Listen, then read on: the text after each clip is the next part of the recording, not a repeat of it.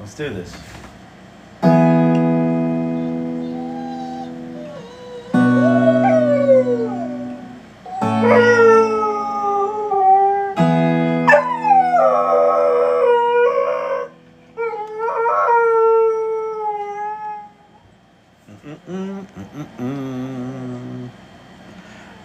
Gotta get everything lined up just right, people. Can't start with anything crooked. Come on. Emilio's wife, Tobias in the house, Vicky in the house.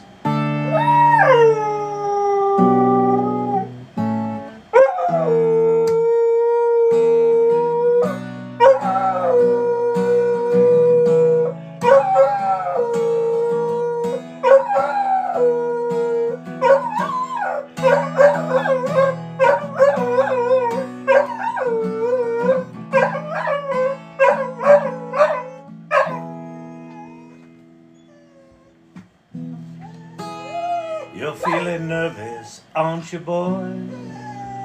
With your quiet voice and impeccable style.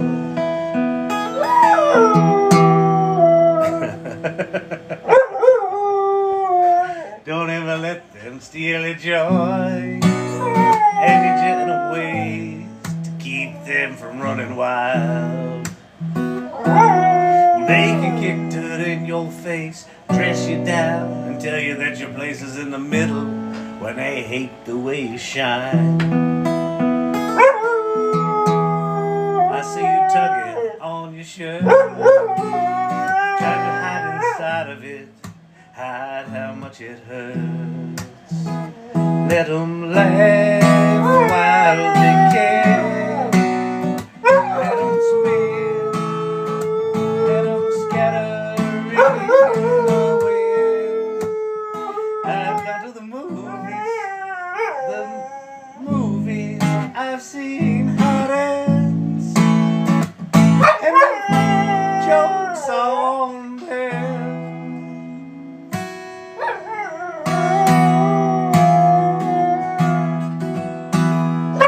Get discouraged, don't you, girl? It's your brother's world for a while longer.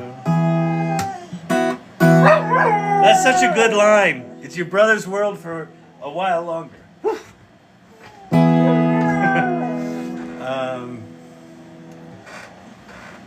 Let me start that over. Get discouraged, don't you, girl? It's your brother's world for a while longer. We gotta dance with the devil in a river beat stream. Call it living a dream. Call it kicking the ladder. They come to kick dirt in your face, to call you weak and then displace you after carrying your baby on your back across the desert. I see your eyes behind your hair, and you're looking tired, but you don't look scared. Let them laugh while they can. Let them spin, let them scatter in the wind. I've been to the movies, I've been seeing how it ends, and the jokes on them.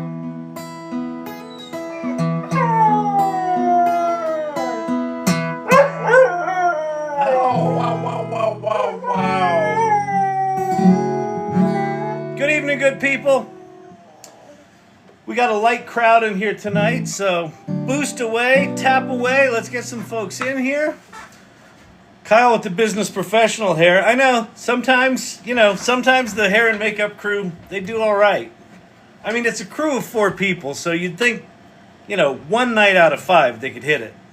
Although, we got some flyaways right here. What the hell is with that?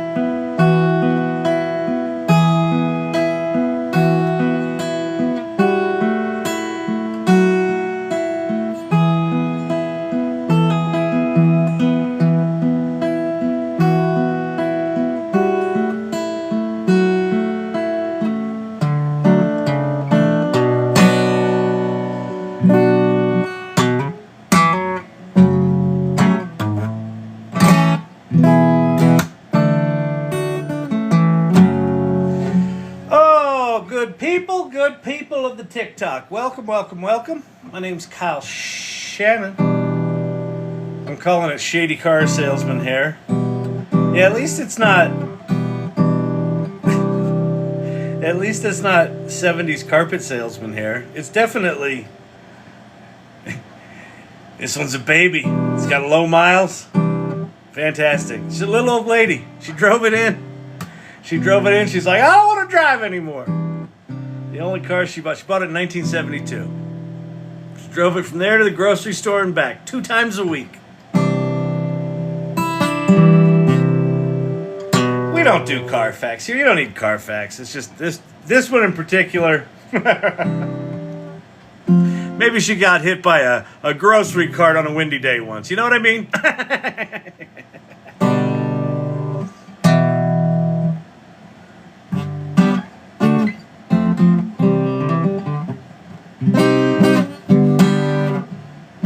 You and I get all alone Sunday morning here at home. Sky's blue and the coffee's strong. It's true. It looks like a Brill Cream do.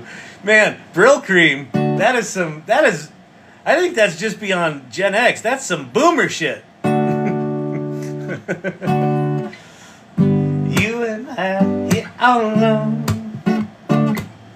Sunday morning here at home. Sky's blue and the coffee's strong. It's true. Then I open my eyes to a dream realized in front of me, and I haven't got a clue what in the world is happening to me. I think I'm happy, like the first day of summer vacation. Happy, gotta get a little rest and relaxation. Happy, like the choir on Sunday morning singing true.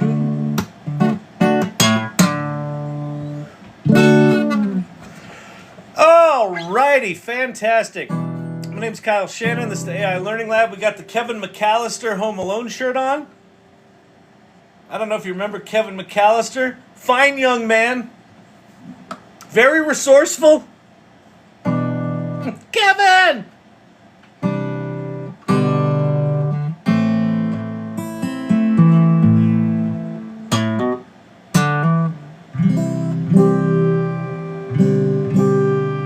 Anima, what's happening? Or Anima? Anima, I think it is. Forever Hooked with Shaken. Brandon in the house. The elementary MacGyver, exactly.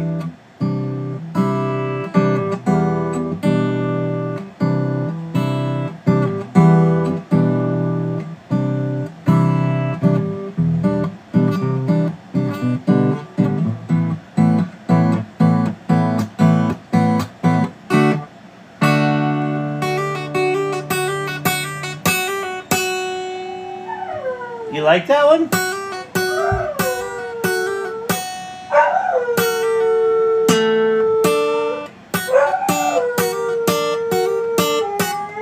Kind of annoying. Maybe that's why you're singing. Wait, are you saying that all my guitar playing is annoying? Is that what you're saying? That you sing when you're annoyed?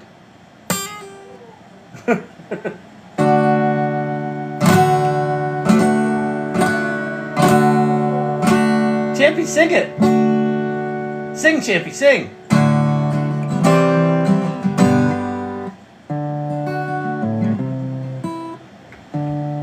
Ah, this one's hard.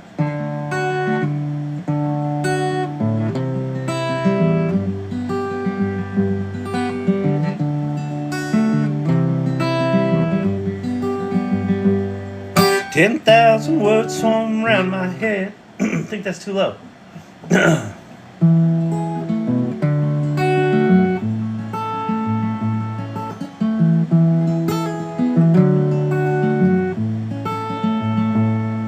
10,000 words swarm around my head, 10 million more in books written beneath my bed.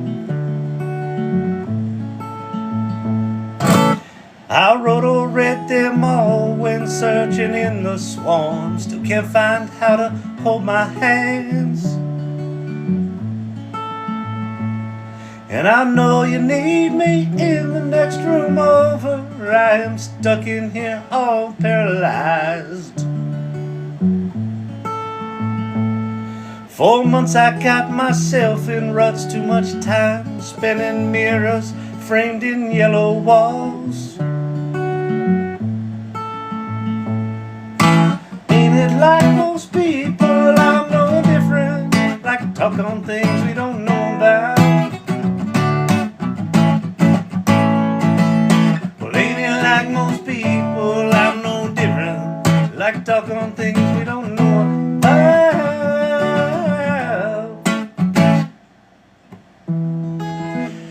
All right, that's enough of that nonsense. You can't just go singing Avett Brothers. You can make money with ChatGPT. Huh? So, we didn't get AGI today, but we did get some interesting hints at that things are coming. And OpenAI actually did make some announcements today.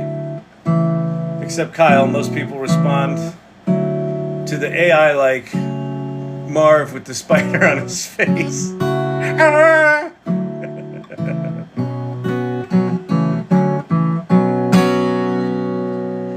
Yeah, if you don't know the Kevin McAllister reference on this channel, part of what this channel's about, well, no, I think all of what this channel's about is demystifying AI. Like, just fucking play with it. Just play with it. Just play with it. You don't have to learn it. You don't need a math degree. But it's artificial intelligence. They always said you needed a math degree. You did. You did. And then November 30th, 2022 happened. And this quaint little company called OpenAI launched a piece of software that they developed in 2 weeks.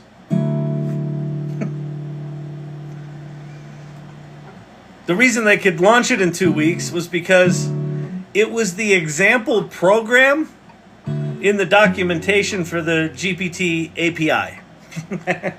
And nobody built it.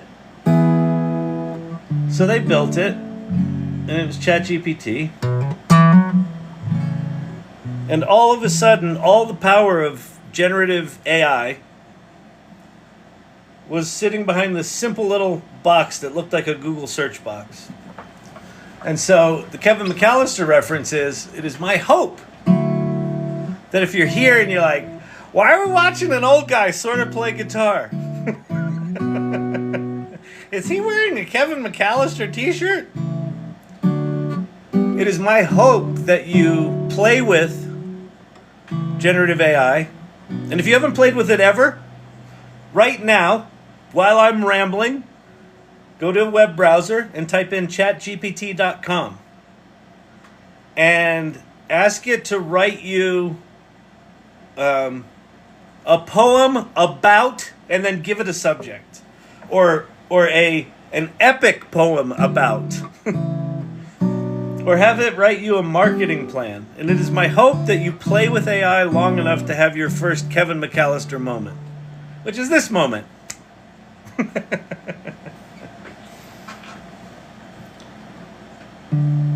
Because here's what I've experienced for people that have not tried AI, or especially for the ones that are like, oh yeah, I tried ChatGPT. I went to it. When it came out, I went there and I put in a prompt and it said, let me tell you what, I like Google better. Okay? So if you use ChatGPT like that, and you're in the I like Google better category, that means you haven't actually tried it. So go there and ask it to write you a computer program. You're like, well, I don't know how to program. Exactly. Ask it to write you a real estate mortgage calculator in Python. And just watch what it does.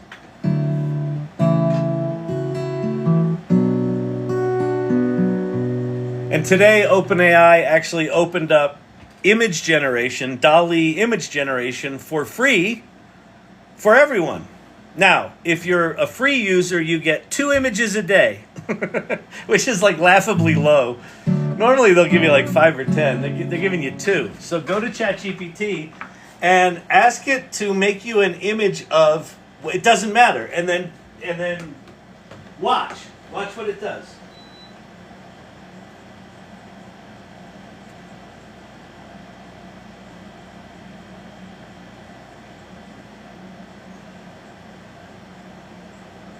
Hang on, I'll be there.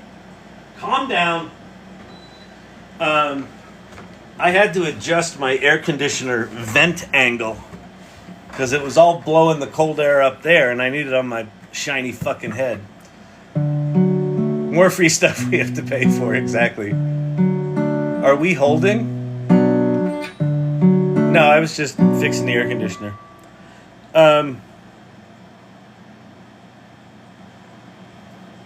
If you're like, well, I don't like words.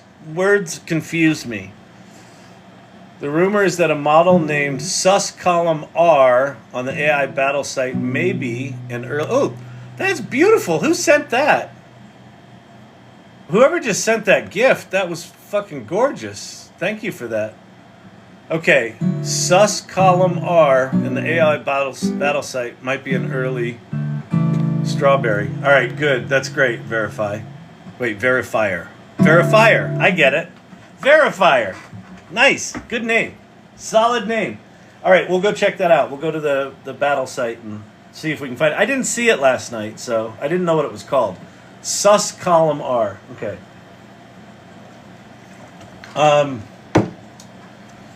What else? They released their data card or whatever the fuck they called it. They announced that 2 months ago. That's been released. They brought on a new board member from NPR.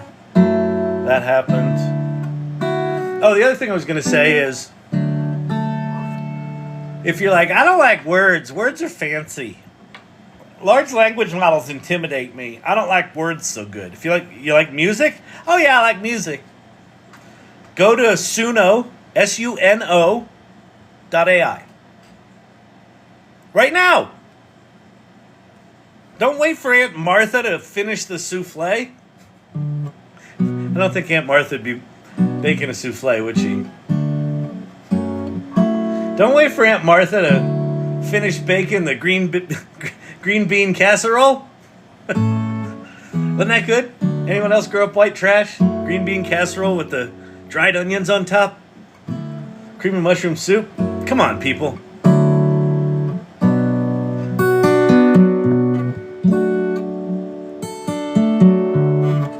Go to Suno.ai and tell it to create a song about topic of your choice in genre of your choice. And hit return. Bonk! Watch what it does.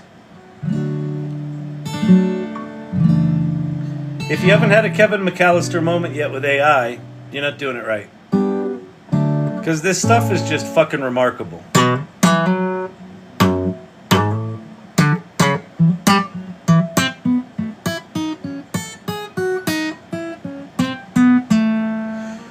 My grandson and I were playing with Notebook LM a while tonight. Nice. Perfect. Awesome. Classes were about pricing using ChatGPT. Crunchy onions on top. Exactly, Genie in a bottle. I still make the green bean casserole with the mushroom soup and the dried onions on top. It's fucking delicious. Of course you still make it. Fucking delicious.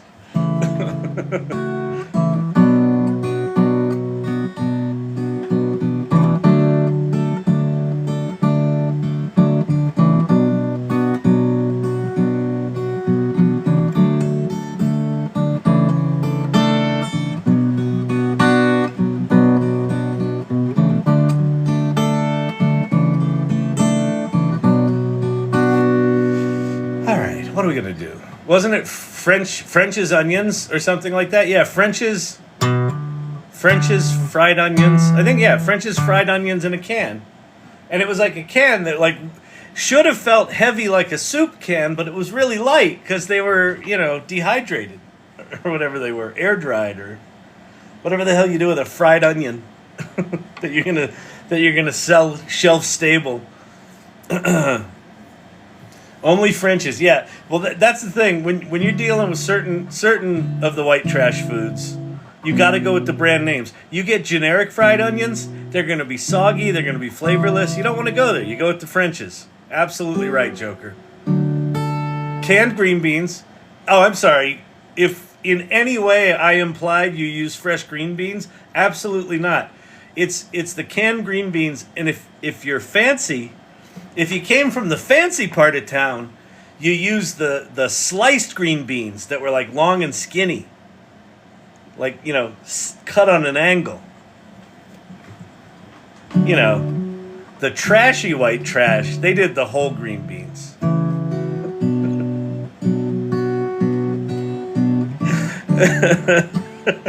How I fucking escaped where I grew up, I don't fucking know.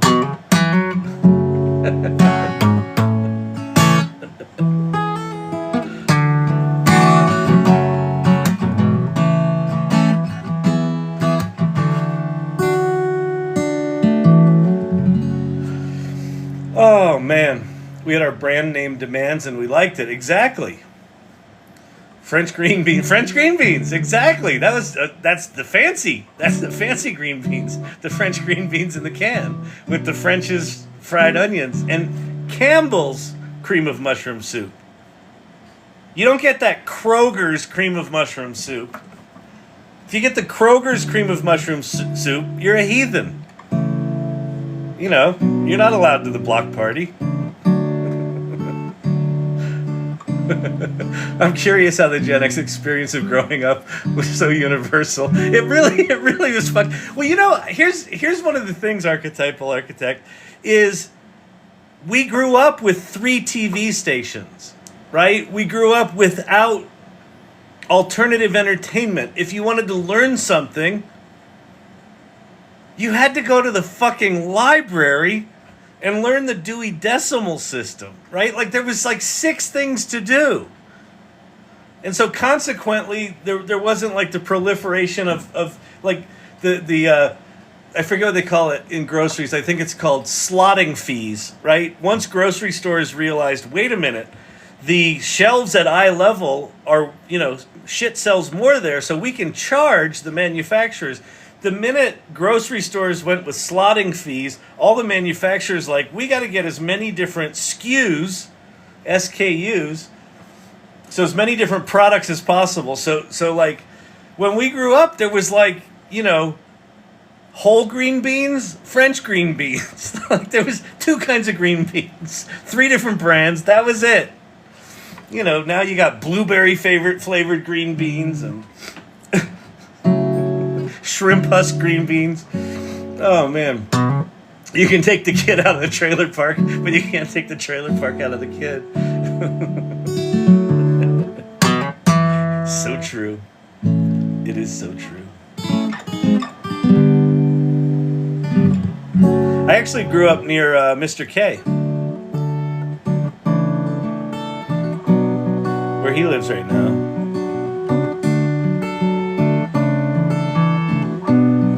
And the battles he's facing with the closed-mindedness, that's why I had to get out of there.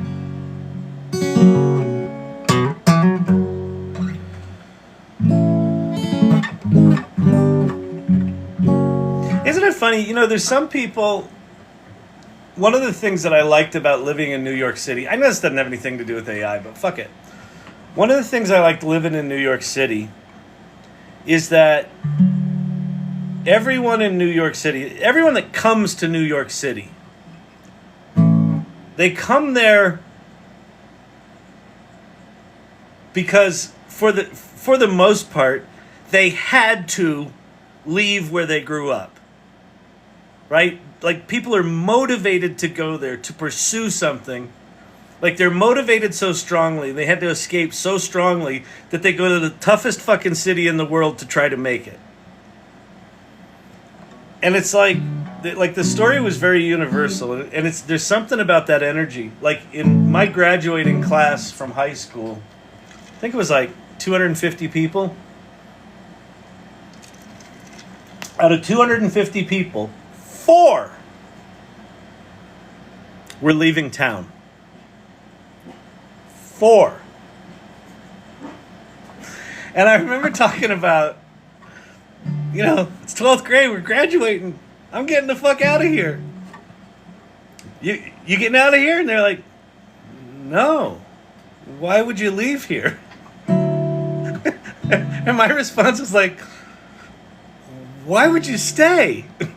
And just some people are like that, right? Some people grow up and it wasn't that I hated the people. It wasn't that I hated anything about it. It was perfectly fine.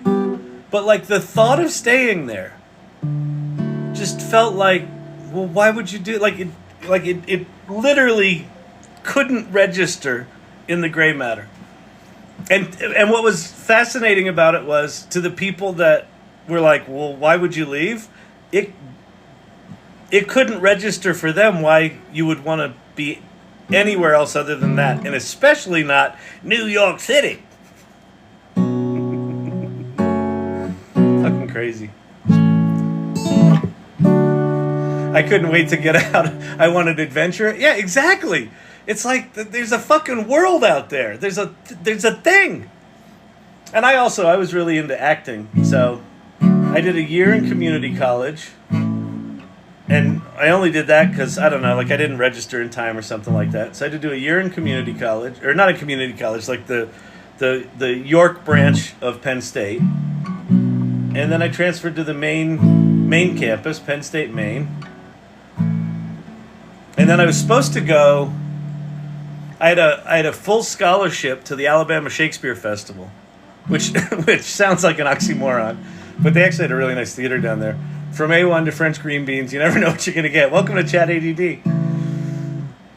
I had a full ride to the Alabama Shakespeare Festival for their MFA program. And I got cast in 3 Penny Opera in a summer theater. And I got to... Faith Prince was in the show. And John Peelmeyer was in the show. He was the author of Agnes of God. He wrote that play and consequent movie. He was in it. He's a really good actor. He's a really funny actor. And it was directed by this guy named Paul Giovanni, who was a Broadway director. And so at the end of the summer, he offered me a role. He was doing a show at the only theater in Washington, D.C. in October. And so in August, he said, actually right around this time of year, he said, hey, Kyle, do you want to go do an equity show in Washington, D.C. I'm directing? It was The Crucifer of Blood. It was a Sherlock Holmes play. And I'm like, well, I got a full ride to the Alabama Shakespeare Festival. He's like, okay, well, you don't have to go. he was cool, Paul Giovanni. He's like, that's fine, you don't have to go. I'm like, no, I'll go, I'll take it. Because I was getting my equity card. And so I was like, fuck it. I'm going to get my equity card, go do this show in Washington, D.C., and I'm going to move to New York City. And that's what I did. I called up the head of the program at the Alabama Shakespeare Festival 2 weeks before I'm supposed to be there. I was like, hey. I got an equity show. I'm moving to New York City. He's like, you'll never work in this town again. I'm like, Tuscaloosa, Alabama. I'm good.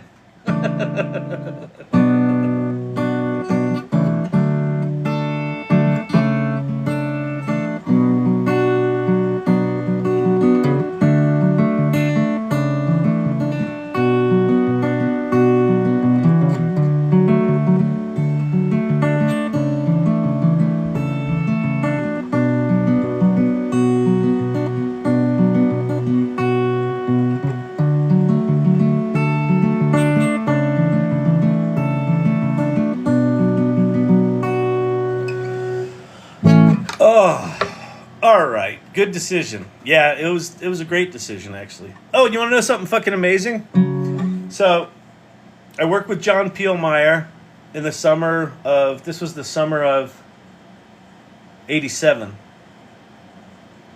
Yeah, I graduated in '87. So I was at the Three Penny Opera was at the Mount Gretna Playhouse in Pennsylvania, an open air theater, and that was cool. And so I go do the show. I go do Crucifer of Blood in Washington D.C. for whatever it is, 3-week run or 4-week run. And I moved to New York City. I moved into an apartment with 2 other actors that I knew from the Utah Shakespeare Festival that I worked with the year before. And so it's like my first or second day in New York City, and I'm like, I want to go see Times Square. So I take the subway down to Times Square, and it's rush hour, and I'm walking through Times Square. Shut up, Champy. You good? All right. So I'm walking through Times Square in rush hour, and Times Square in rush hour is like it's a fucking sea of humanity, right? There's just fucking people everywhere. I'm walking in here. Ah! I was like, huh? I was like, yeah, that wasn't that. And I hear, Kyle! Someone called my name, and I turn around, and it was John Peelmeyer. So like my second day in New York City, in Times Square, in rush hour, the guy I just did a play with, I ran into him. Like, I just ran into him. It was like, it felt so fucking magical. It felt like the odds of it were like, and New York is like that. New York is a weirdly small town. Like, you'll run into people, it's weird. It's very neighborhoody.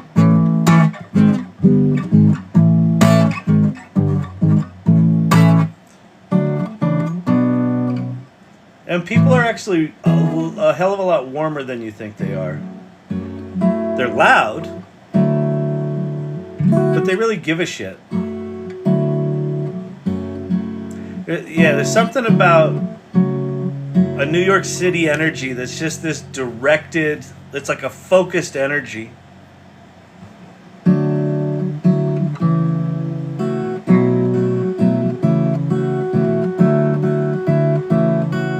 If you've never spent good time in New York City, it's kind of different now.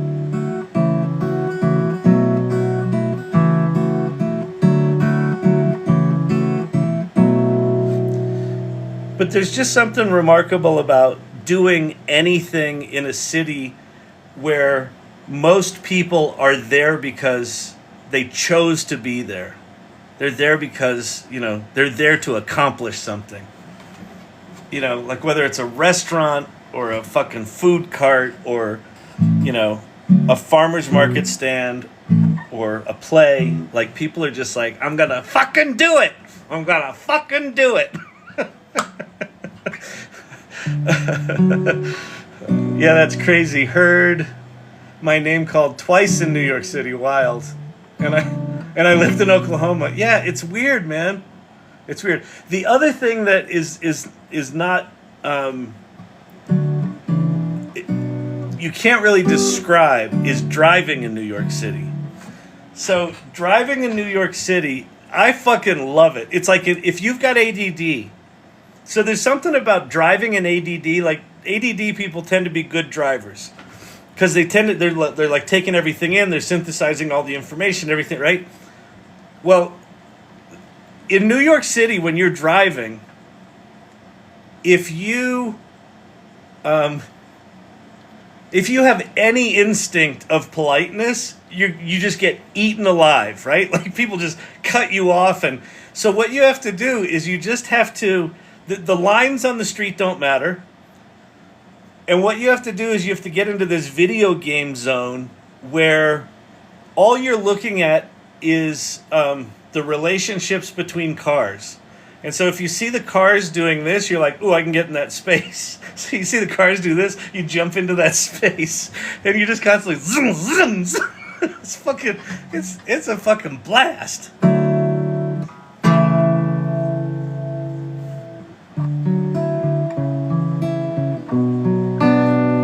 We used to be able to go from downtown Manhattan on First Avenue. You could time the lights, and you could drive from like 14th Street all the way to 86th, 96th without missing a light. But you had to like fucking zig and zag. Welcome to Throwback Thursday. Yeah, what is this question for you, Marge? Listen, hey, this is pleasant. I mean, I like hearing the stories. That was cute about the guy that met him in Times Square. Just curious, what has this got to do with AI? Because you told me to be here because I would learn all this stuff about AI, and I'm just wondering because now he's talking about driving. He's like a video game guy. I don't know. He will talk about AI. Okay, no. I'm not judging. I don't judge his hair. But I mean, I'm not judging it. It's just, has he considered a professional? I'm loving this conversation. I'll be in New York tomorrow. Shane Saw.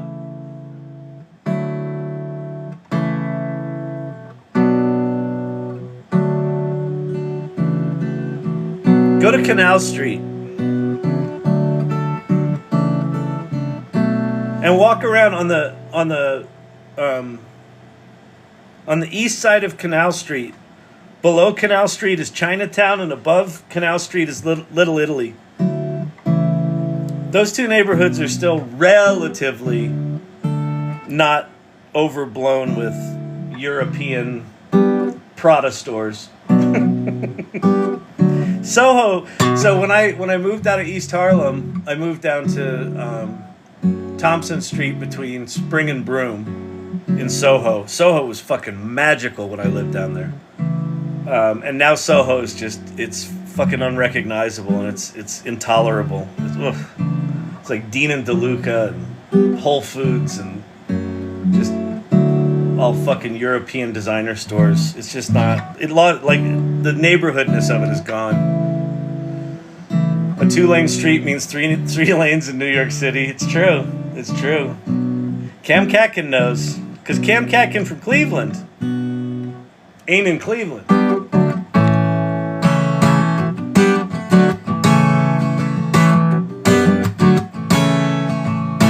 Oh, thank you very much. You're a great storyteller. I'm loving this. Thank you.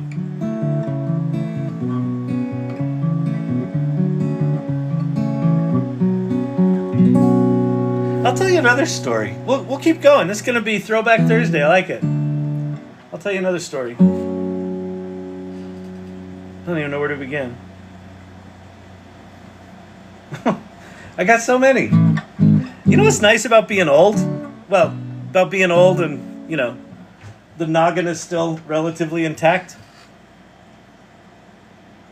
I got a lot of stories. So my first job out of New York City was my roommate Todd Merrill. He's an actor that's done some work. And he had an agent, and his agent said, some of her clients were getting jobs at Fao Schwartz, and she gave the name of this dude. And so I went down to Fao Schwartz, the big toy store on 5th Avenue, bottom of Central Park. And they were like, well, what do you do? And I'm like, I don't know. I juggle. And they're like, okay, you want to sell yo-yos? And so my first job in New York City was selling yo-yos at Fao Schwartz. So that was a good one.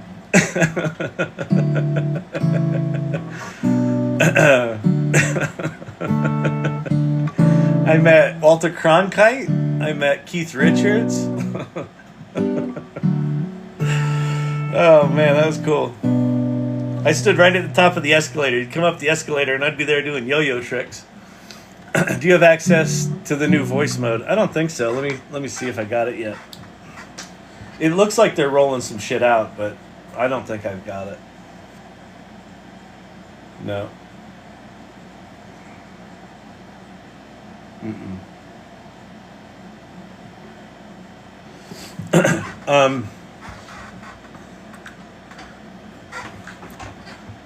So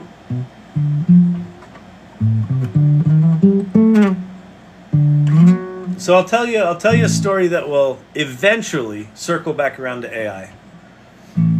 Anyone else getting snugly in bed for the story time? Oh, I love that. That's great, Source Camp. Thank you. So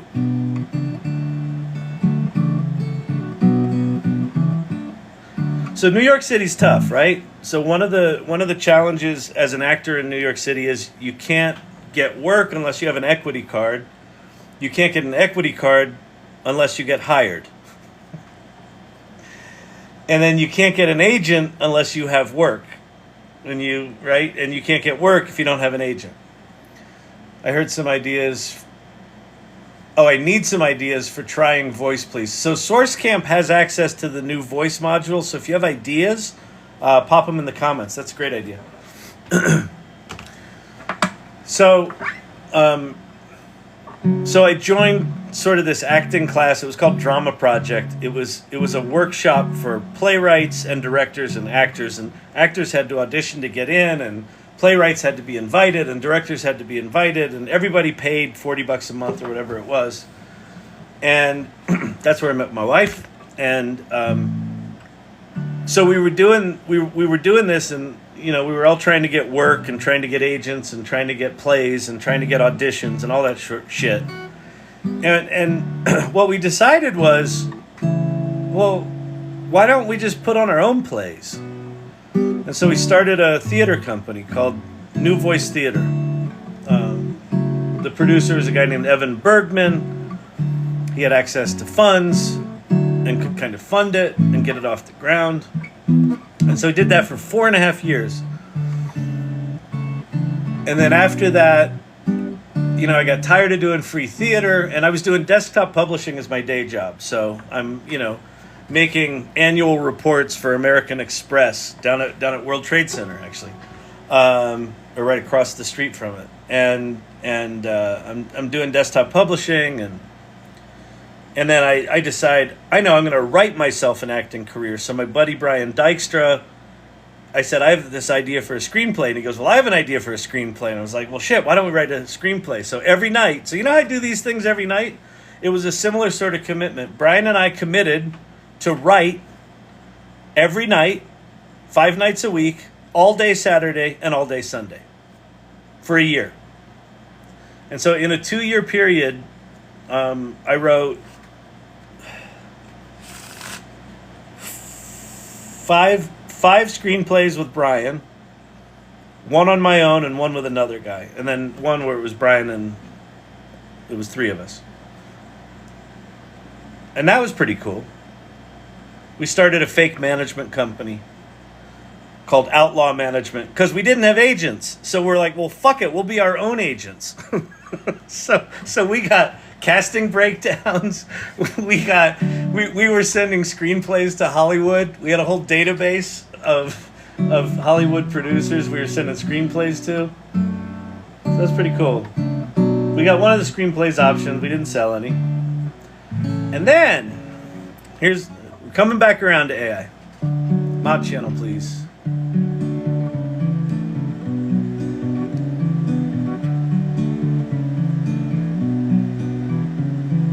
New York City nostalgia. It's not New Life Theater, New Voice Theater, Brandon.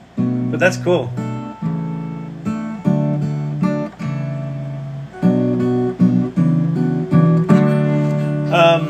So I was working at an ad agency on 23rd Street called East West Creative. Len Zabala was the owner of that agency. And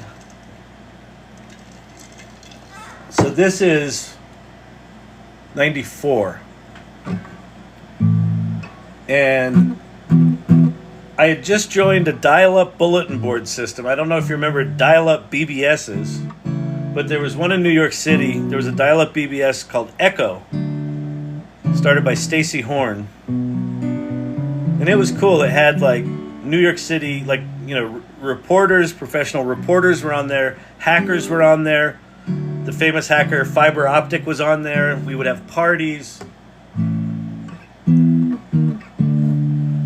And so I'm people in there are kind of talking about this thing called the internet, and they're talking about Gopher servers and FTP servers, and they sort of tell you how you get there, and you have to command line your way over there. And so I'm geeking out a little bit on the internet, but it's really technical, and I'm not all that technical. There were like full-on fucking hackers in there, and they're like, oh, that's relatively trivial. You just you hup the grep and you blah blah blah blah, and you command line to slash blah blah blah. You know, that shit. You know, like engineers do. They talk about it like it's trivial, and you're like, my head hurts.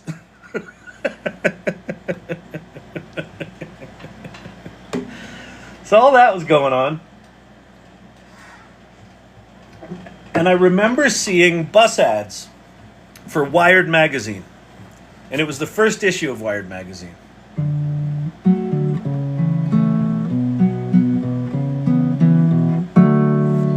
And I went to buy the first issue of Wired magazine, and it was sold out. Still regret that. Because I have every issue of Wired magazine through like the first 3 years, something like that. Maybe the first 4 years. It was a lot. Wired magazine was like a Bible back then. So anyway, I was into this stuff, and I was starting to learn about this thing called the World Wide Web. And so I went to Echo to dial up BBS, and nobody was really talking about the web. And there were forums, different forums within Echo. And so I reached out to Stacy Horn and I said, it doesn't look like there's a web forum. Can I start a web forum? She's like, sure. She didn't give a shit. You want to go start something? So I started the web forum on Echo, and found the 7 people on Echo that were interested in the World Wide Web. And I started teaching myself HTML, and came up with the idea for Urban Desires, which was one of the first online magazines. Taught myself enough HTML to actually, make a web page and put images on it and hyperlinks to the little articles that, we wrote. And I did that on a vacation. I took my Max 660 AV and our 2 dogs and my wife, and we went on vacation. And I spent the whole vacation. My vacations are, it's just a different venue to do work. Vacations stress me the fuck out. Just sitting there. Is it over yet? What am I supposed to do? You're supposed to do nothing. This is fucking miserable.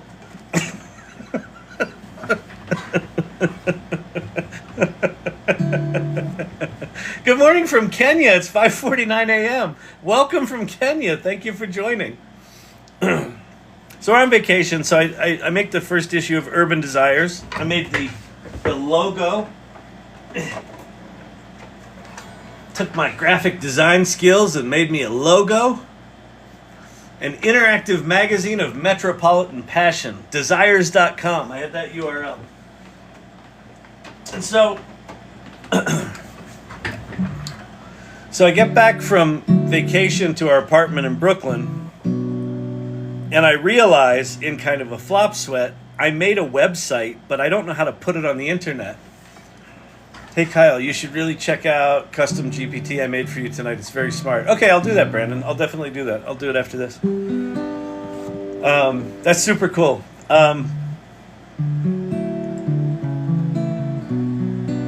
So I went on to Echo. I went onto the web forum, and it was John Nielsen. John Nielsen. I talked to him, I don't know, 7 or 8 years ago. I'm still, decently in touch with him. And I said, I don't know how to put my magazine on the internet. And he said, oh, I know this server in California. Here's the phone number. So if you're a youngster, which you're probably not in here, people that like me tend to be a little of the older persuasion, but if you're a youngster, we used to have our computers call up other computers and ask them for permission if they could talk. So I took this phone number and I called this computer in California.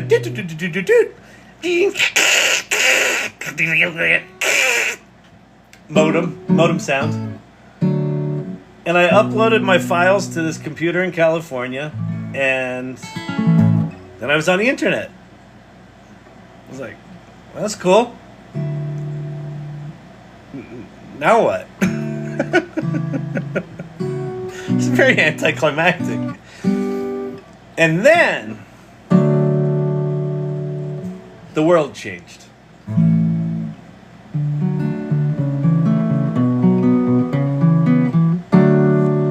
Three weeks later. And what Urban Desires was, by the way, was I looked at the internet, and what I saw on it was engineers and research scientists and librarians and technologists and academics. And what I didn't see were artists. And I thought, well, why don't I do a magazine that's about art and culture? Because it'll stand out. Because the only thing that's there is like PhD dissertations, and they were boring for me. Because, literacy. ADD.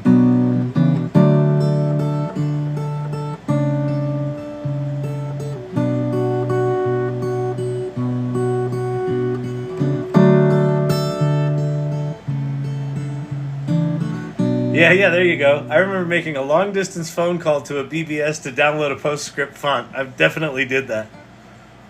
So 3 weeks after I publish Urban Desires, I get a note on Echo in the web forum. I don't remember who sent it to me, but they said, "Hey, Kyle, did you know that Urban Desires was written about in Liberation, the Parisian news daily?" I had never even heard of Liberation. I was like, no? Really? What's that? Oh, it's the biggest newspaper in France. Oh, okay, cool. So, I was living in New York City. What do you do when you're living in New York City? You go to the International Newsstand, and you can get international newspapers. So the following Sunday, I went to the International Newsstand in the middle of Times Square, back to Times Square. Yeah, a couple of big moments in my life were right in the middle of Times Square. That's pretty cool. I never made that connection before.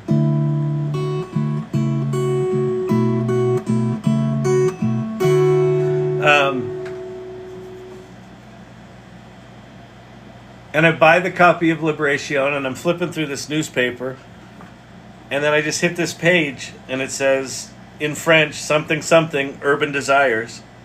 And there's screenshots of the website that I made on vacation in the Pennsylvania mountains. I uploaded from my apartment in Brooklyn to a computer in California, written about in Paris, France, 3 weeks later. And in that moment, I knew that the world had changed.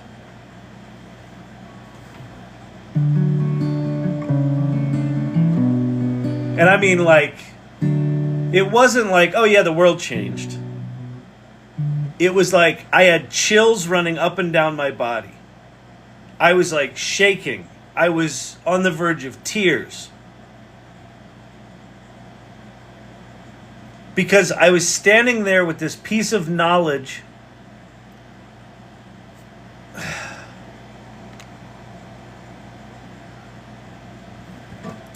that everything was different. That geography had just collapsed. That time had just compressed. That everything was going to be done this way. Like I knew it. Like it was like a fucking beam from heaven. Everything's different. And I'm standing in the middle of Times Square. Like there's fucking taxis flying by me and people pushing by me and, you know, people cussing and actors in stinky costumes. Those fucking Times Square actors that look like Bugs Bunny. Their stinky fucking costumes. And it hit me, nobody here knows what's going on. Holy shit. Like, everything's different. And I also knew in that moment that how lucky I was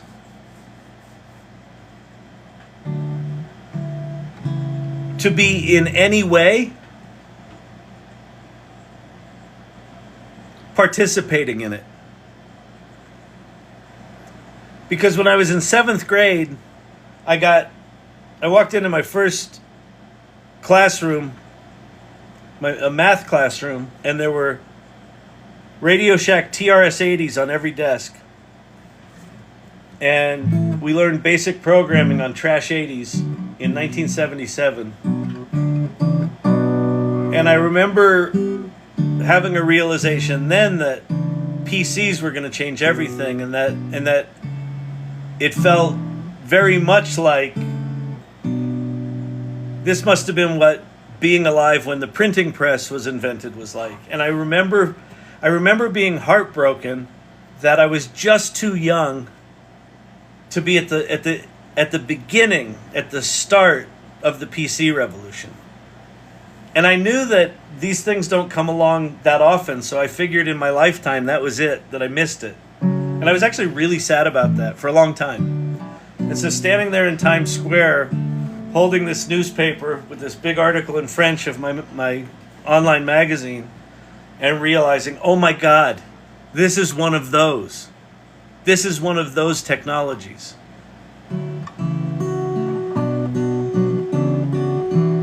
I mean, it was moving. It was fucking spiritual.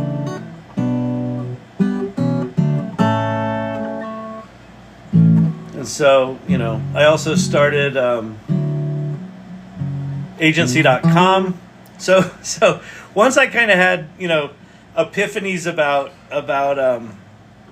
all this internet stuff, in a 3-week period, I started the World Wide Web Artists Consortium, which was a community of web enthusiasts, web optimists. I started Urban Desires, and I started agency.com. And agency.com was one of the first digital agencies. And I was a chief creative officer there. And what was amazing about the early days of agency.com is that we were making it up. Like, there weren't courses in information design. There wasn't UX. UX hadn't been invented. I mean, there was software, but like not on the internet, you know, not with this HTML stuff. And everyone that worked in agency.com or in any capacity in those days, there was a certain kind of person that worked at a company like that. They were curious, they were adventurous, they were generous, they were playful. Because the only way you could figure shit out was to play with it. Well, let me try this. Well, let me try that. We had this thing that happened organically called Geek And Tells. And a Geek And Tell was someone in the office would figure something out and they'd go, "Ooh, hey guys, come here. I figured out how to animate images." Really? And like all the geeks would sort of gather around the person that had figured something out. And they're like, "Yeah, you go like this and you do this and you do this kind of, and look, it wiggles." And we're like, "Whoo!" And then everyone would run back to their desk and they would try it. It was fucking magical. And we all felt lucky that we were getting to do this. We were agency.com, in a 4-month period, we landed the Sports Illustrated swimsuit issue, Time Inc. Consumer Marketing, Hitachi Global, GTE, which was a phone company back then, American Express Student, and we actually put sunglasses on the American Express Gladiator dude we're like, he should have sunglasses. It's for the college. It's for American Express student for colleges. He should be cool. We got that through corporate. The American Express student site, the Gladiator had fucking sunglasses on. We got MetLife. We landed MetLife. This was all in like 4 months. Some of the biggest brands in the world. And we're just like, holy shit. Clay Shirky at one point, he worked for us for a while. And he said, it was late one night, and we're all tired, and we're just like marveling. We closed another piece of business or something like that. We're just marveling at what the fuck is going on. And Clay Shirky looks at me and goes, you know who you are, Kyle? I said, no, who? He goes, you're the Forrest Gump of the internet. It was a pretty sick burn. But it was like, it really was like, you know, as a guy who moved to New York City with an acting degree, to be, you know, building this shit was remarkable.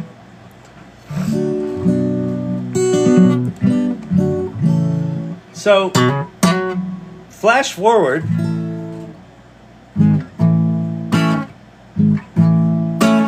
Flash forward to 2022 in November. And I had spent the summer playing around with some image generation tools and some NFT stuff, and I was sort of getting reconnected with my passion for technology. My company Storyvine's 12 years old. We've kind of, you know, we've built the technology. It wasn't really innovating. It was, you know, it was just kind of, we were selling it and delivering stuff. And so I kind of stepped away from innovating and building shit. And so I was making images with Stable Diffusion. Did I say Midjourney? I meant Stable Diffusion. Stable Diffusion and Dream Booth.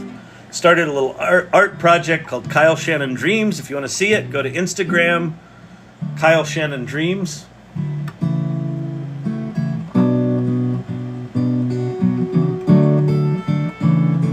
Yeah, mods, I'll definitely get to all the stuff you're talking about. That's super cool. I'll definitely play with it. So I'm playing with all that stuff, and one of my favorite creative directors from agency.com is a guy named Chris Needham. He works in Boston. He was the chief story officer for Fidelity. Brilliant fucking guy. Really nice guy. Fucking crazy. Nuts, but awesome. And just brilliant. Brilliant. And so Chris called me and he said, I want you to, you know, are you willing to talk to my friend Leah, who's a professional photographer, and I see you're doing all this AI image stuff, and she's afraid. She wants to know about this stuff, and, you know, she's a photographer, so she's like, you know, is this gonna, how are we doing here? Is this gonna be okay? Am I gonna still have a career? And so I talked to her. So she and I got to talking, and we really hit it off. And she had such a cool attitude. She was like, I don't know anything about AI, but I want to try it. And I went through the transition from film to digital. And we just like really hit it off. We had a really good talk. And then a week later, ChatGPT came out. And I started playing with it. And I was like, huh, this is interesting. And I started doing the little parlor tricks, right? It was writing poems. It was writing this. It was writing that. It was clear to me that this was way more than a Google search. It looked like a Google search box, but this was way more than a Google search. And then one night, I'm watching TV with the missus, and I lost the battle. You know, if I win the battle, we're watching the Secret of Skinwalker Ranch or Greatest Catch or whatever the fuck. If I lose the battle, we're watching fucking costume dramas, all right? So this is a costume drama night. This one you'll like. Will I? I remember we were living in New York City. She kept dragging me to fucking costume dramas, movie after movie, and I was just like, I fucking hate them. She goes, you're gonna love this one. And so she takes me to some Merchant Ivory fucking costume drama. And it's Merchant Ivory, like they're the best costume dramas, right?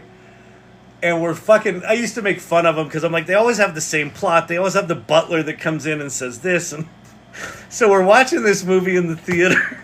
And the fucking butler comes in and says that, and I just look at her, and I don't stop looking at her. And she looks at me, and she kind of resigned, and she's like, huh. And I said, can we go? So we walked out. It was horrible. So anyway, so that's on TV. And I'm playing with ChatGPT.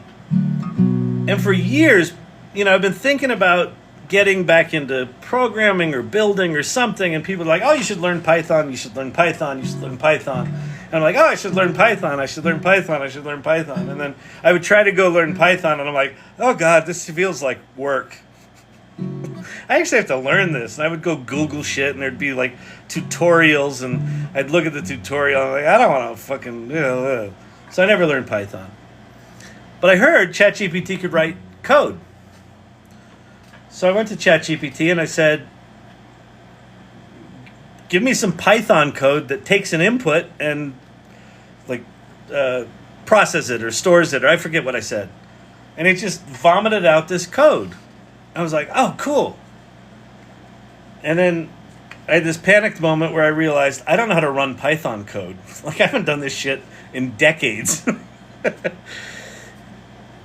And something started to unravel in my mind, which was that feeling of being incompetent, especially if you've got a particular kind of personality where shame is your love language. if you're tough on yourself, that feeling of, oh shit, I don't know how to do this. Historically, you would have to call up your buddy Jim that knew how to do that and go, Jim, hey, I know how to do this. I definitely know how to do this, but could you just confirm, like, what's the best way to run Python code? And you'd have to, like, fall on your sword and admit that you were an idiot. And I was like, oh, I don't have to even think of who to call. Let me just see if ChatGPT can help. And I said, hey, ChatGPT, I don't know how to run Python code. It's like, not a problem. And so it taught me how to run Python code, and it introduced me to Replit, which was a website. I could just copy and paste Python code and run it. And so I copied my code over and I ran it, and it gave me an error. I was like, shit. And like I got washed over with that feeling again of like, you're a fucking idiot. You don't know anything, you big fucking fat dum-dum. I have a swell inner dialogue. I was like, shit. I was like, oh, shit. Hey, ChatGPT, it gave me an error. And ChatGPT was like, no problem. You're missing this library. And I was like, okay, how do I install the library? And like what I'm learning in kind of real time is that how you interact with ChatGPT is a lot less like push a button, give me an answer, and a lot more like you're having a conversation with someone that actually knows what they're doing. I was like, oh. And so I said, okay, how do I install that library? It knew I was on Replit because it had given me that site, and it said, in the lower left-hand corner of the screen, you're going to see this button.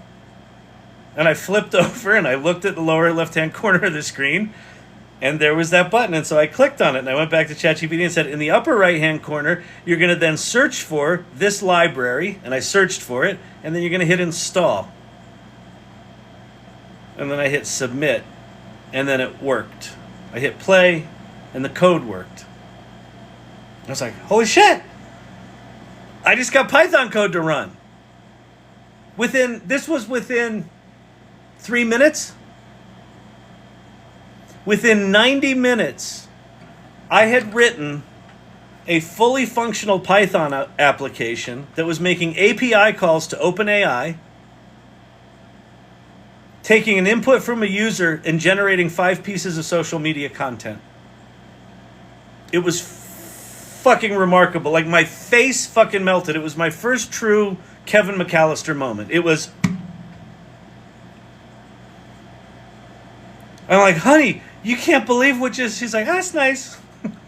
We're watching the Butler's about to come on. And I got that same fucking chill. Like that beam from the heavens. Where it hit me in that moment. Holy shit, the world just changed. And no one knows it yet. Because my experience with AI up to that point was not pleasant. It was, oh, you want to use AI? Okay, here's this thing called TensorFlow. So you're going to learn the tensor programming language. And then you're going to learn about model weights and embeddings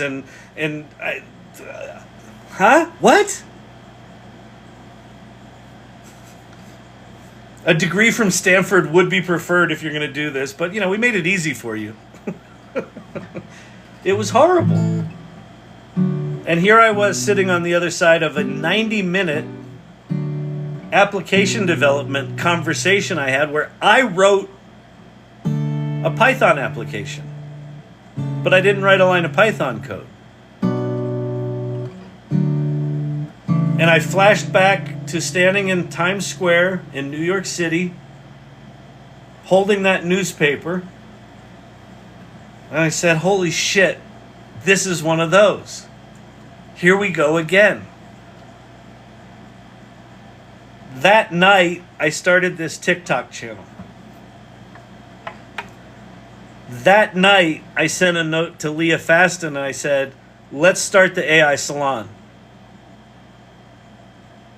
Because the first thing I did in 1994, when I realized this shit was powerful, was I started the World Wide Web Artists Consortium. Because I wanted to find all the people that knew fucking anything about the World Wide Web. There weren't any. It was a group of people that were curious and optimistic about what was possible with HTML. And the Ai Salon, which if you don't know, is there.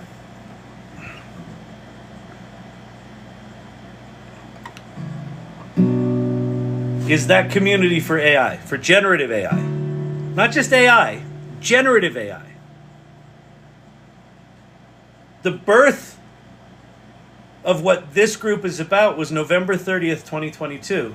The first meeting of this group was December 7th, 2022, 7 days after ChatGPT launched.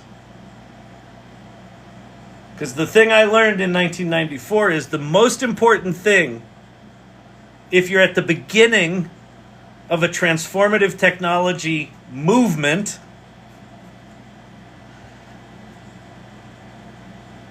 is be in the conversation, be building, be looking at it, be paying attention to it, be hanging out with people that are trying to figure this shit out. That's what this channel's about. That's what the AI Salon's about. That's what I'm about. Because this isn't about any individual technology. It's not about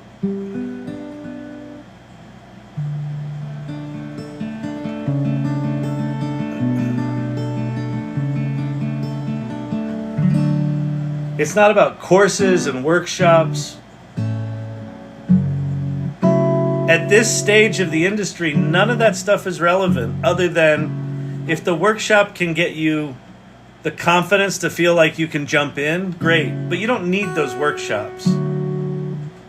What you need is a sense of curiosity. What you need is a sense of passion, a sense of playfulness, a sense of empathy, a sense of bravery. That's what this group's about.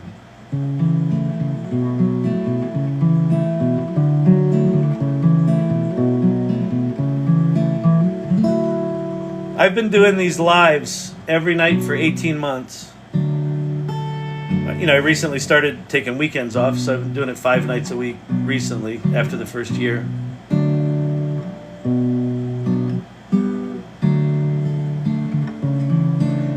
And I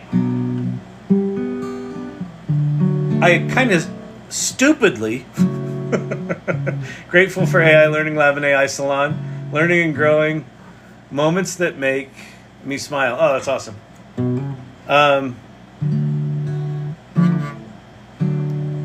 I didn't start this with any kind of a plan. I still don't have a plan, which as I'm watching other people that are doing this coming up with their monetization plans, I'm like, maybe I should monetize something at some point. But that's not what this is about at all. Like even if I ended up monetizing something, like everything right now feels temporary. Everything you learn is temporary. Everything you think you have mastered is temporary. The thing that you think is the most brilliant thing you've ever seen in the history of things will become a feature that they give away for free 6 months from now.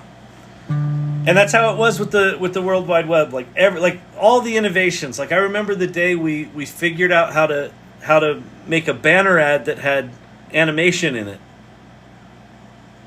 And then Flash came out, and then we could actually do interactive games inside a banner. It was super cool. We were innovating the shit out of things. We invented, when we first started building websites, the center tag did not apply to images. You know how sometimes I'm in here and I'm like, hey, ChatGPT, could we please have a search box to search for our fucking prompt history? You fucking morons, please? I was like that with, why doesn't the center tag center images? So we invented a series of pixel-high, transparent images that we could scooch pictures over in a web page, because they were always left aligned. And so we invented a whole system to scooch images to the center of the page. It was fucking brilliant and necessary and completely useless as soon as they fixed the fact that the center tag didn't work on images. That's where we are with AI. And that's why the first step that we talk about in the AI Salon in your AI literacy journey is play. Play first. Don't feel like you have to learn it. Don't feel like you have to master it. Don't feel like you have to fucking do prompt engineering. For fuck's sake. Like, if you're passionate about structure and coding and you want to learn prompt engineering because you fucking love that, great. But it's been kind of positioned like, if you don't learn prompt engineering, you can't do AI. That's not true. And that's getting less and less true as these tools get smarter and smarter. You're not going to need to know prompt engineering. You can choose to use it. It can make you more powerful. You can build really wicked cool applications if you're good at it. But if you want to see an example of you don't need to know prompting at all, go to app.decohere.com or .ai. Decohere. And click on the Explore tab and just watch the images sort of cascade down the screen. And you're like, okay, that's cool. And then if you click on an image you like, you click this button that says Create Station. I'll show you how to do it here in a second. And it will just start raining images based on the image that you chose, creating an original image per second, and just start cascading down your computer screen. Zero prompting. Original images. So now's the time to play. And then as you play, you'll learn where the boundaries of these technologies are, and you'll learn where you have passion for stuff. Maybe you love making images. Maybe you love making music. Maybe you love doing spreadsheets with ChatGPT incorporated in them. I don't fucking know. It doesn't fucking matter. Learn it all. Learn one thing. Just play, play, play, play, play. So anyway, that's what this channel's about. So while I was rambling, some of the irregulars, some of the mods in the irregulars, took what I was talking about, and Brandon, who's a mod in here, built a custom GPT about early days of New York City. So I don't know what he built, but let's go look at it. And okay, so here's the other thing. So if you go here and you sign up for the salon, I'm going to go show you. Let's go talk about the salon because it's important. Very, very slight differences between AI apps. Yeah, Firefly, exactly. The apps right now are getting better and better and better, and the differences between them are quite subtle. And the only way that you can learn those subtleties is to just play. Like you can't. There's no manual, and there's no this tool's better than that tool. It's like depending on your use case, they all might be good, but you got to learn that shit. Okay, I want to come back to that too. Let's go to the AI Salon. So when you come to the AI Salon, here's the whatever you call it, the menu, right? So down the left-hand side, these are all the different spaces.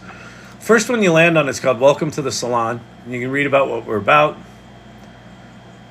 And this is the AI literacy journey that we espouse in the salon. And it's funny. This journey is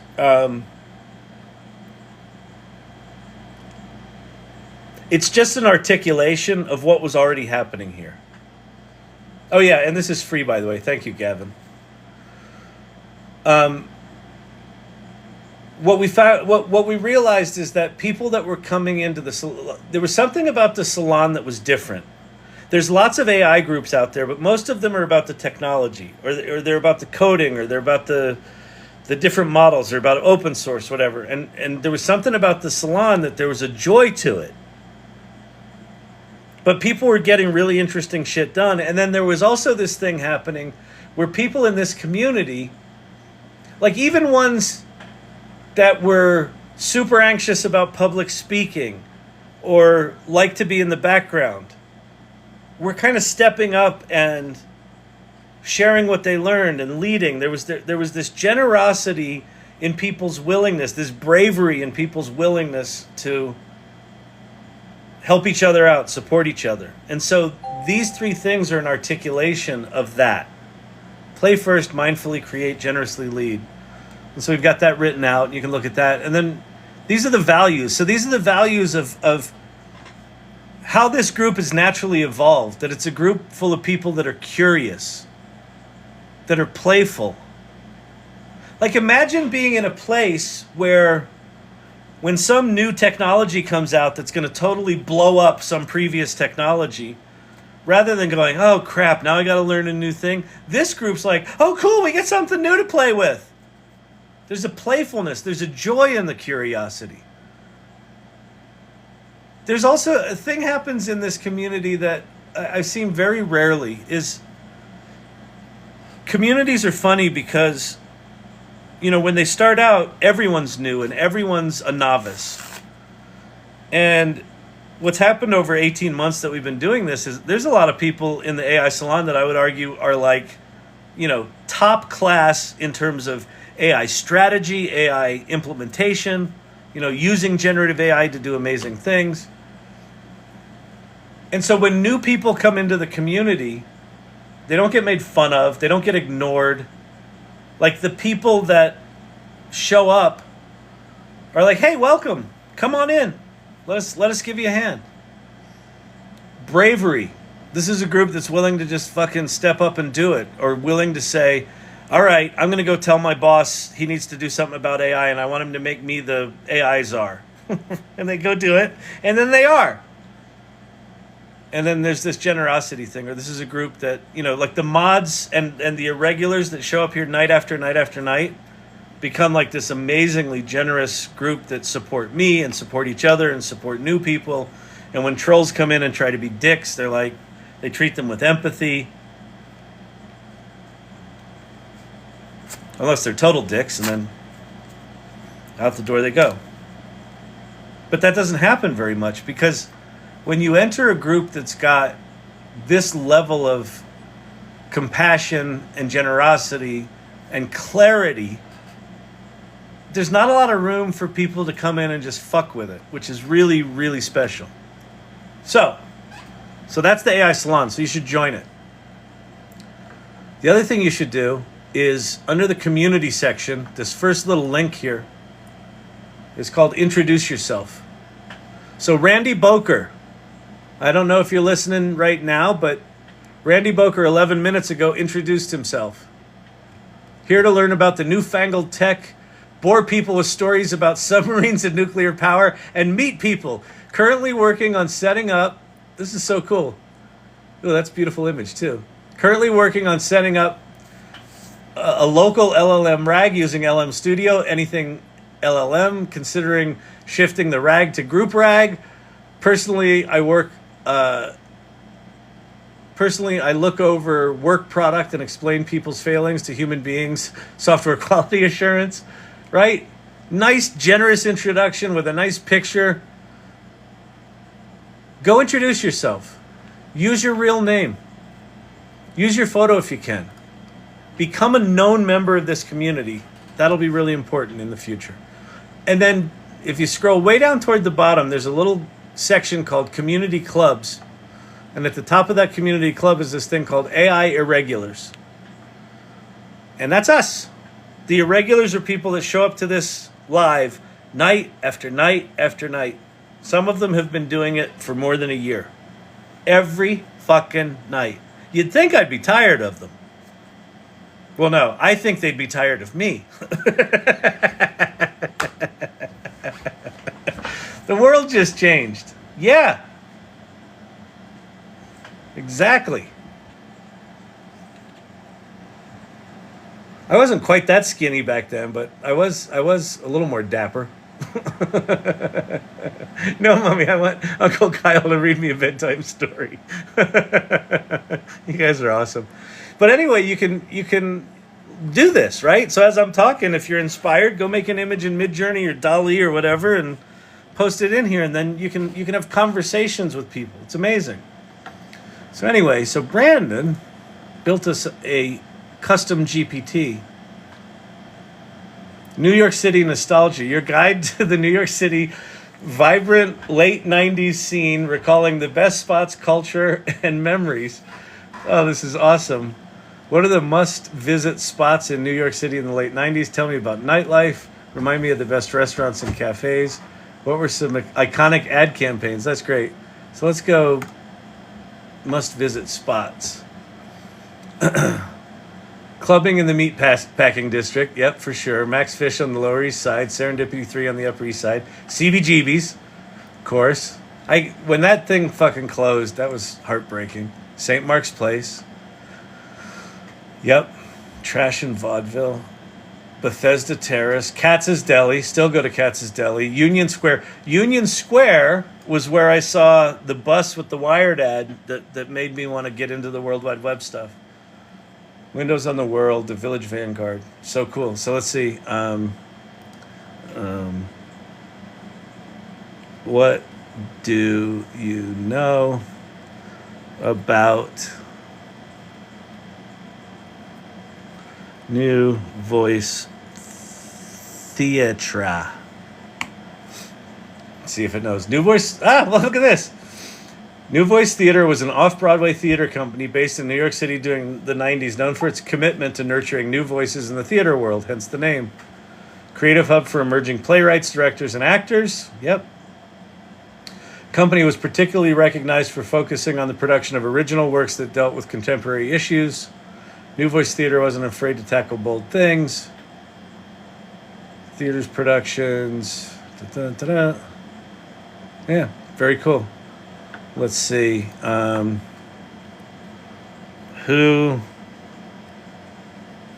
see.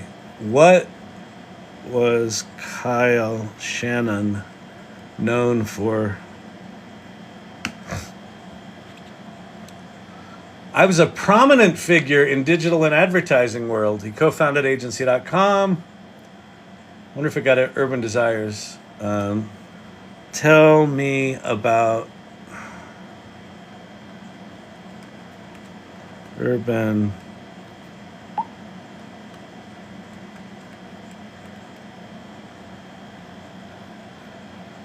Urban Desires was one of the first online magazines launched in 1994 by Kyle Shannon, co-founder of Agency.com. Made use of innovative use of multimedia content, relatively new concept at the time. Covered a wide range of topics, often cited as an important milestone in the history of digital media. There you go. Cool. Wow, that's awesome. Let's do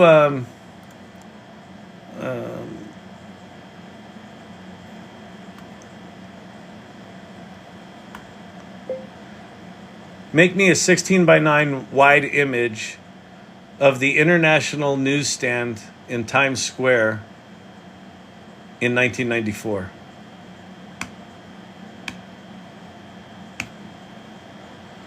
There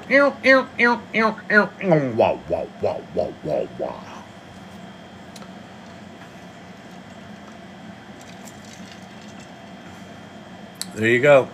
That's definitely what the cabs looked like. Oops. This was not what the International Newsstand looked like, but they had them like this. The one I went to was indoors. You actually went in a thing. But it was busy like that. It was like, all the people, sort of mobs of people all the time. Pretty amazing. That's what it was like. Very cool, Brandon. Thanks for making that. That was cool. Let me go show you Deco here. I mentioned that before. If you're trying to figure out, I gotta learn prompt engineering, and prompt engineering is really exhausting. I don't know how to do prompt engineering. Do I have to learn engineering? Do I have to be an engineer? Should I have a math degree?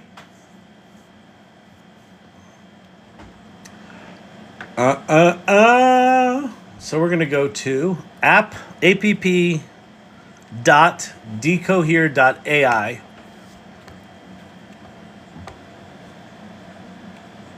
We're gonna get started. Sign in with Google. I'm gonna claim my 200 images. Boom, did it. Close. And we're going to go to the Explore tab. I'm just going to watch what's happening. Look at all these images. So what you're thinking is, all these images, someone already made them, and they're just showing images that were made. But I like this image of cats on a keyboard. And so I'm going to click on this. Create station.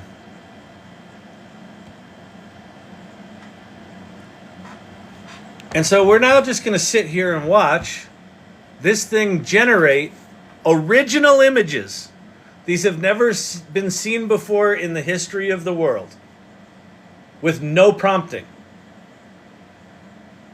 Any one of these, if I like kitty sushi picture, I can grab it. That's cute. Look at the little kitties as the sushi. I can grab it. I can save it. I can turn it into a video. I can upscale it, or I can turn this into a station. And so you can just keep going. It says never-ending. Let's see if I go to my saved ones. You can also save them.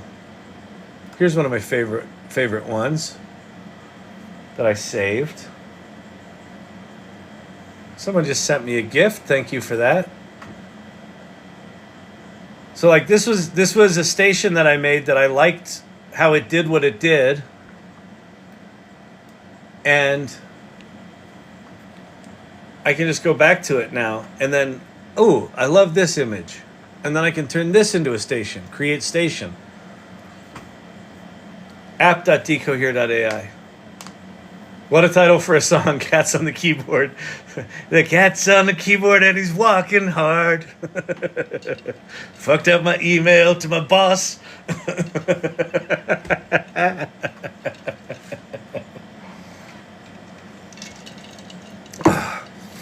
Sent that tweet to JD Vance again. Create station. Come on, make me a station, dang it. Did it make it? I don't know. Oh yeah, there we go. Look at that. I mean, some of these things are just amazing. These have never existed before. So, anyway. I'm exhausted. That was a lot of storytelling, wasn't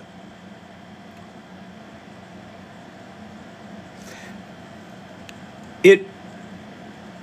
It's easy. Right now we're in a lull. I think we're about to pop out of this lull pretty quickly.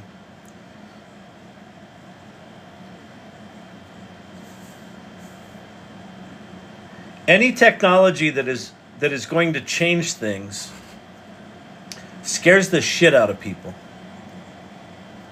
And AI is right up there. And so there's a lot of doomers, and there's a lot of ignorance, and there's a lot of misunderstanding about what the technology is and how it works. And there's a lot of fear. And it's all very understandable, right? Because what gets reported is that, oh, these tools are going to be so good that it's going to eat your job and everyone's going to lose their job. That makes a good news story. And there's going to be a lot of disruption in the workplace. But what that narrative misses is what these tools are also doing, which they're allowing people who embrace them and use them to get a leg up and upskill what they can do dramatically. And there are going to be jobs in the future that we can't even imagine today. Because as these tools take over tasks, what I will argue is this: AI is going to absolutely start to do the tasks that we do. The jobs will change, right? What is a job? A job is a collection of tasks that someone pays you to do because you have the skill to do those tasks. Well, what happens when AI does those tasks? Well, then you do something else. It doesn't mean you don't work there. It doesn't mean you don't have a job or you don't even have that job. But what it does mean is that job transforms dramatically. So maybe you shift from becoming a tactical copywriter to more like an editor, more like a curator, curating the best stuff out of what these machines are producing. So,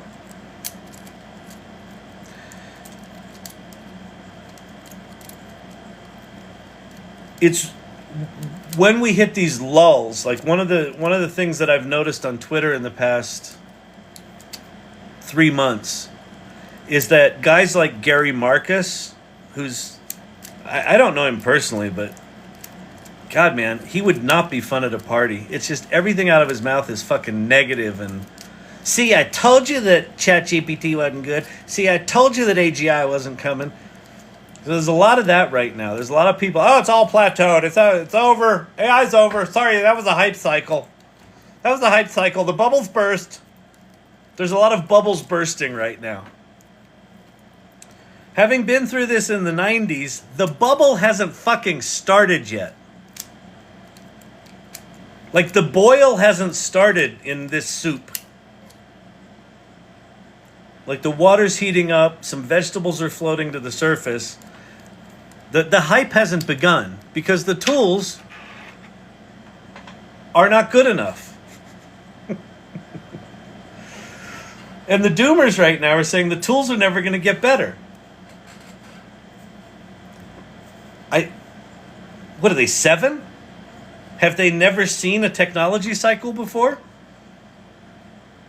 You don't think that investing all of the world's economy and all of the world's engineering talent on a sector overnight, like what happened with AI, you don't think some shit's going to get dramatically better, dramatically fast? Have you played with Anthropic lately, with Claude?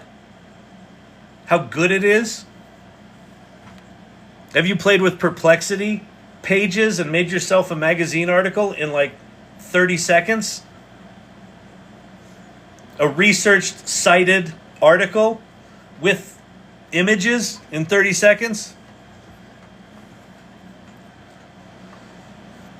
The tools are getting better and better and better. And whatever we'll sort of end it on this. I want to show you this. There's a tweet from Greg Brockman about 15 minutes before I came live, before I came on air. On air? Before I came on talk.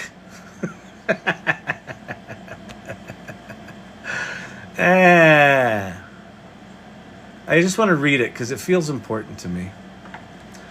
Greg Brockman said, so this is now, when was this? 7:12 p.m. So 45 minutes before. I saw it like 15 minutes before.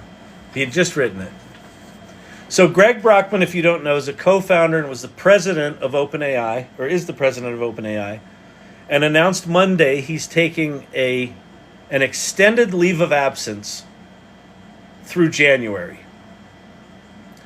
And two other, a co-founder and the head of the ChatGPT product team also left OpenAI. And the doomers were like, see, OpenAI's falling apart. Ba, ba, ba, ba, ba. It's all, they didn't figure anything out. Nothing's going to ever get better. See, I told you so. Fucking Gary Marcus, douchebag. Greg Brockman wrote this. A surprisingly hard part of my break is beginning. Like beginning the break. This is, I totally have that. The FOMO for everything happening at OpenAI right now, lots of results cooking. I poured my life into the past 9 years at OpenAI, including the entirety of my marriage.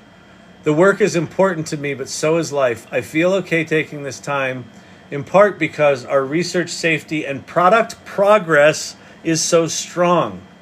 I'm super grateful for the team we've built and its unprecedented talent density, and proud of our progress, looking forward to completing our mission together. So he's not leaving OpenAI, he's coming back. He's taking a fucking break after 9 years.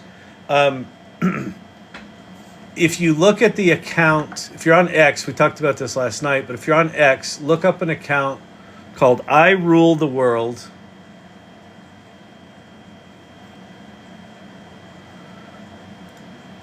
I rule the world MO. There is speculation that this account is actually an autonomous agent from the new version of OpenAI that has reasoning. And it's been running for, I don't know, a couple of months now, or maybe a month. And it's been talking a lot about OpenAI and stuff's coming. And the strawberry, the three strawberries here and the strawberries here. Strawberry is a code name of the project that was based on this technology called Q-Star. So when Sam Altman was fired from OpenAI back in November of 2023,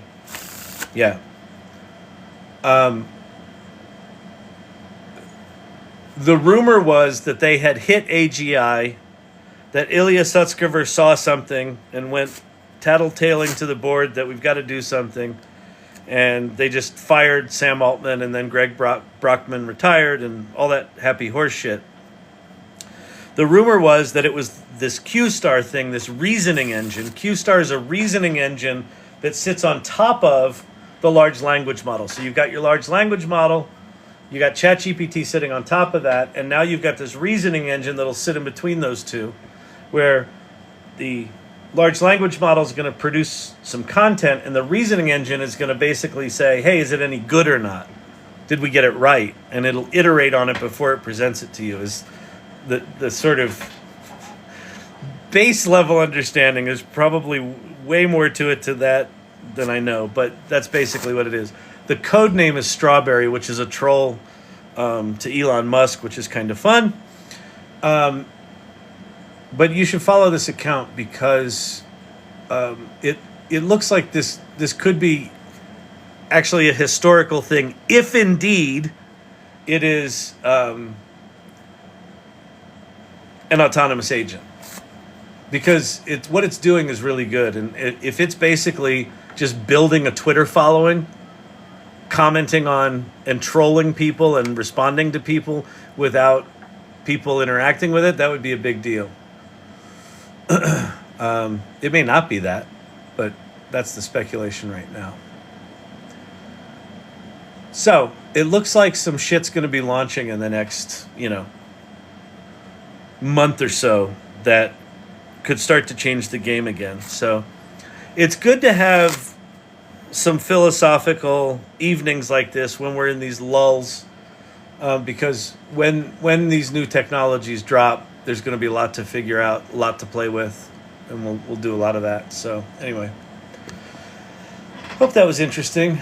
Okay, Strawberry's the code name. Yep, Strawberry's the code name. And it's based on, so Elon Musk talked about if you don't do your AI safety right, you'll build an AI that you instantiate in a body, in a robot, and you design it to pick the best strawberries. And then basically it's optimized for, picking strawberries, and so it wants to pick more strawberries, and so it takes over the world, and the world is covered in strawberries, and there's no humans left because they were getting in the way of strawberry production. So it's a variation on, I think it was the staple or the paperclip, the paperclip premise that if you optimize an AGI on making paper clips, it'll do the same thing. So anyway, so Elon Musk was being hyperbolic about how OpenAI is a bunch of assholes for not doing AI safety right, and that was the story he told. So, Sam Altman's like, well, fuck it, we'll call the project Strawberry. Fucking Silicon Valley ego wars, amazing. All right, I'm gonna get out of here. Tomorrow night's Friday night date night. Should be here on time tomorrow. I don't think we've got anything, but we might go out. It's Friday. Did you see Ilya Sutskever's new project? No. Is it brand new? Like was announced today? Ilya Sutskever. I'm starting a new company. Oh yeah, super intelligence. Yeah. Oh yeah. So Ilya Sutskever left OpenAI and created a thing called superintelligence, which he basically wants to... You have AGI and then you have ASI, artificial superintelligence. So that's his new company. So his mission is to do whatever the next thing beyond OpenAI was. He was the chief scientist at OpenAI. So crazy. I applied. Oh, nice. Congrats. That's awesome. I hope you get it. Okay. So what are we doing? I'm going to get out of here. I really appreciate you all. I mean, we've got 95 people in here. I rambled for 2 hours, and there's 95 people in here. We started at about 45 people. And I just told some stories, so thank you for hanging out. I think the most important thing, if you're curious about AI, if you want to get AI literate, which I think actively not learning AI right now is probably the most short-sighted thing anyone can do. If people are just unaware of it, that's fine. But if you or anyone you know is sort of actively sitting back going, well, it's not perfect. It's evil. The robots are going to kill us. It steals. It's the world's greatest plagiarism machine. If you're not learning it on principle without trying it, you're a fucking idiot. Because independent of whether or not it's good or bad, independent of whether or not it's ethical or not, the technology is still coming. The technology is still evolving. And what I've learned in this community is that those people that get curious about it and playful with it are absolutely reinventing themselves. It is this fucking humanity amplifier. And if you're sitting on the sidelines just going, well, it's just like fancy Google, dismissing it, being a pompous, highly opinionated person without actually having experienced it, it's just dumb. Like, I have mad respect. If anyone, dives into AI and actually tries it and, tries it on and does the image thing and does the music thing and does the word thing, and they're like, I hate this. And they choose to not use it on principle or on whatever, I have mad respect for that. I don't give a shit if you love AI. I could give two shits. What I give a shit about is, have you played with it? Have you tried it? Have you had your first Kevin McAllister moment? Have you had your 7th Kevin McAllister moment in a week?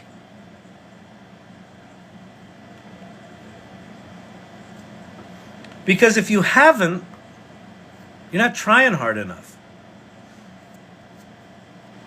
Anyone seeking help should go to thesalon.ai. So that's our community. Doesn't cost anything. Go there, introduce yourself. There's a channel for introducing yourself. This is an incredibly generous community that will embrace you with open arms. So long as you come in with curiosity and playfulness and empathy and generosity and a little bit of bravery. Like the bravery to introduce yourself to a community full of people that you think, oh, they must really know what they're doing. This is really intimidating. That takes fucking guts. I know that. It also takes guts to say, I'm willing. This is what Leah Fasten did. She's a professional photographer. So I co-founded the salon with Leah Fasten,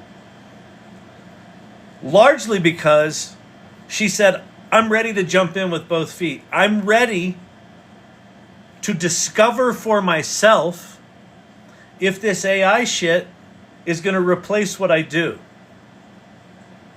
Rather than sitting on the sidelines going, well, nobody's getting compensated. There's copyright issues.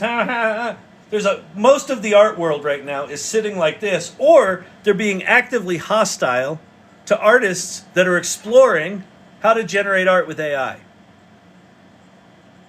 They're fucking idiots.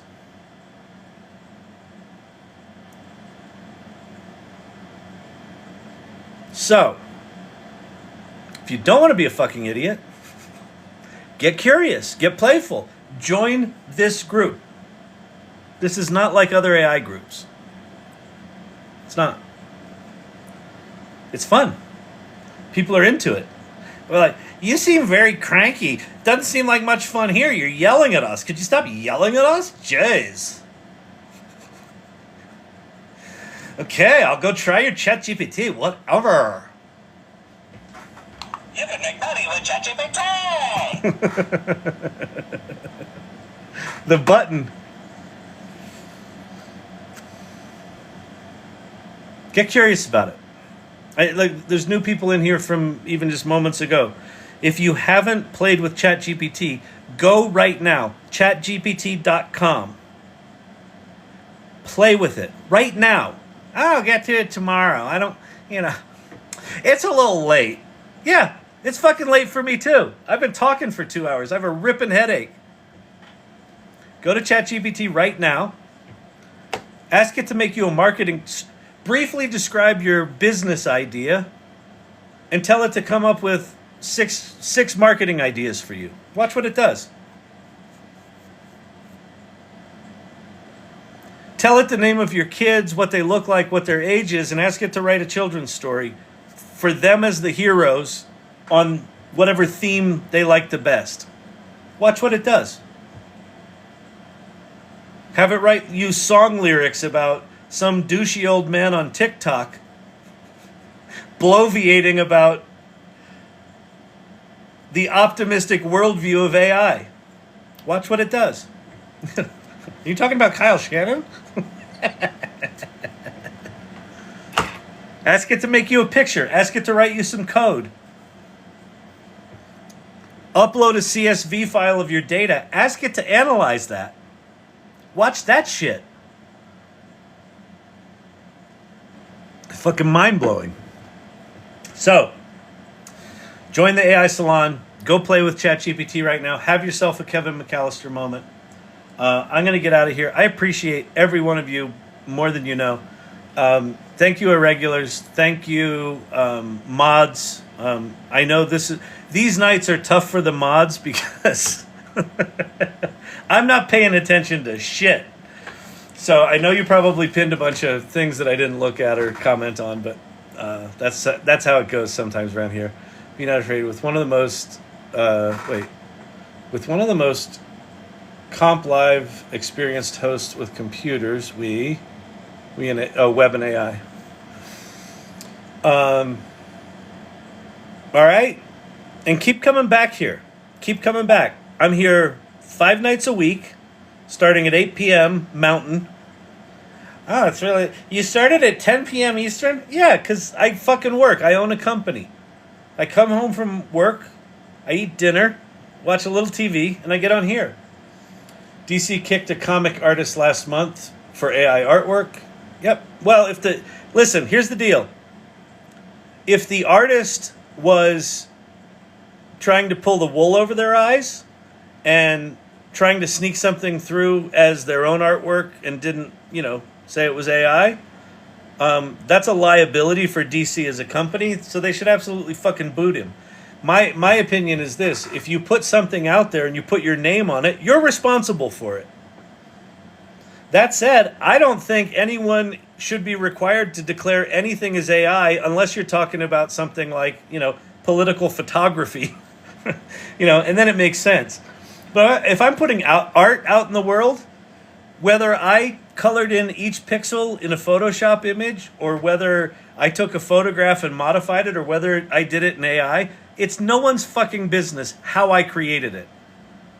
If I choose it's good enough to put out in the world as art, then it is. Period. Did you use AI for that? None of your fucking business. All right. Everyone come back tomorrow. We'll play with some AI stuff. Show you some amazing stuff. Absolutely. Yeah, tomorrow night we'll go play with some of these tools. Tonight was a philosophical deep dive. It was Throwback Thursday. Mission accomplished. All right. I'm going to get out of here. So let's do what we do. We'll do some Romper Room Magic Mirror. You Gen Xers out there, you remember this? You're like, I hope they call my name today. Oh, please call my name. When you have the name Kyle, they never call your name.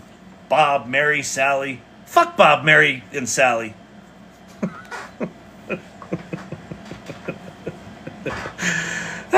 Mr. Studio, good night. Dr. J, good night. Good to see you. Source Camp, nighty night night. I thought you'd be in bed by now. Jelly. Danielle, thank you so much. Polly Z, Cam Catkin. Thank you, T-Rock. T-Rock. Thank you for the Frank. Mr. IT's in the house. Silver Fox in the house. Someone just sent me a gift. Thank you for whoever just sent me a gift. Those are much, much appreciated. Let's see. We got Tobias here. Who else we got in the house? God, I have a headache. When you do a rant for 90 minutes, it's not good for the the brain capillaries. What's up, Talk? Good night, Kyle. Good night, Dylan. Expedition X. You forget about me? I see you, Mr. IT. I appreciate you. Jamie's in the house. Art's in the house. I didn't look at anything tonight. Let's see. Alan, good to see you. Don't forget to feed the fish on the way out, Mr. Shannon. Don't forget to feed the fish. I don't know what the reference is. My brain is mush right now. Let's see. Corey Sandler in the house. Brian Whitney, good to see you.